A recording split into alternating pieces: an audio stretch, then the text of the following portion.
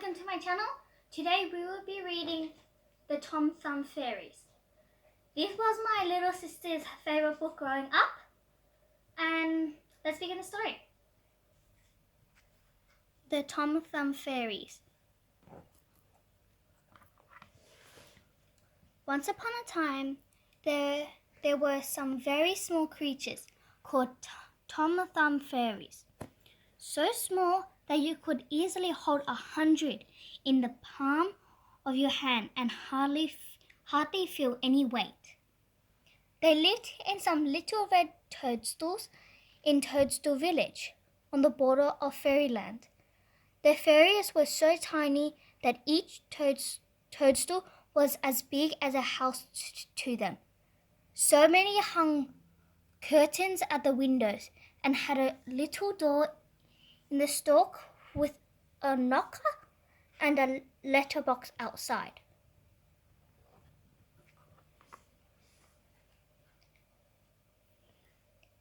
Now one night there came a band of red goblins creeping round Toadstool Village. The goblin chief gave a signal, and at once 2 goblins went to each toadstool, opened the door and captured the small fairy inside the bedroom at the top of the toadstool.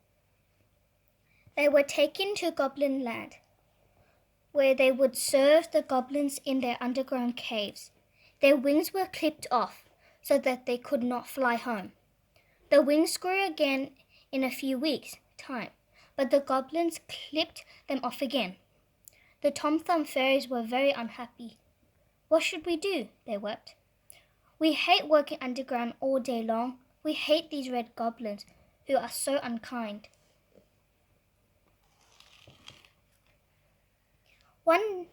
One day, one of the Tom Thumb Fairies found a wormhole leading up to the sunlight.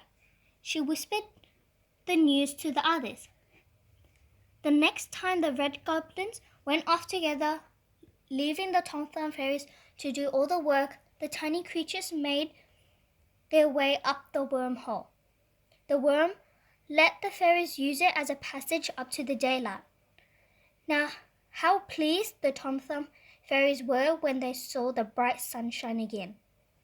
There are plenty of other holes for the red goblins to come up by," said the worm. "There's the mouse hole just over there, the big rabbit hole in the hedge, and the empty wormholes too." "Oh dear," said the Tom Thumb Fairies, looking round. "Where can we go?" Now the fairies were outside. They could see there were pink-tipped daisies about, and a dandelion plant too. "I will hide you," said the dandelion in a soft, silky voice. "You are so tiny that you can slip under each one of my many golden petals. Hurry now, for I can hear the red goblins coming." The Tom Thumb Fairies ran to the large dandelion, which spread its soft petals to the sun. Each fairy lifted up a silicon petal and slipped underneath. There they hid in safety while the red goblins, suddenly appearing from the mouse hole, began to hunt for the Tom Thumbs. "Don't worry," whispered the dandelion. "You have a soft bed, nectar to eat, and when the night comes, you'll have dew to drink. You will be safe."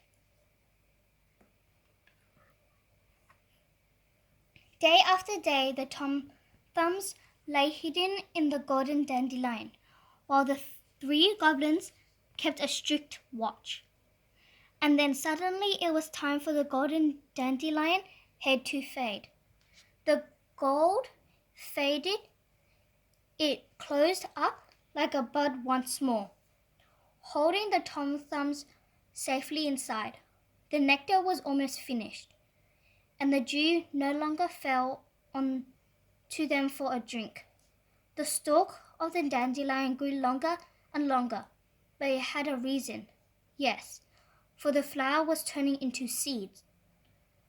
And when that seed was ready, it must be taken up into the air on a long, long stalk so that the wind might blow it away.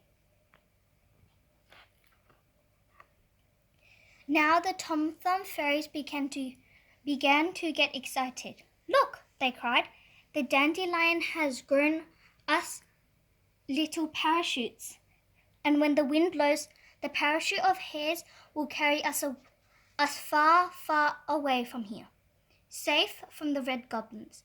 But the wind did not blow them away. A little girl came down that way and saw the dandelion clock standing there, so tall and beautiful. "I shall blow you," she said. She ran off, pleased to see the pretty seeds blowing in the air. But she didn't see that each one carried a Tom Thumb fairy. When at last they came to the ground, they were far, far away from the red goblin's home. Now they are safe in Toadstool Village once again. The end. Thank you everyone for watching this video. Please subscribe. See you at our next video. Shining Star E is out.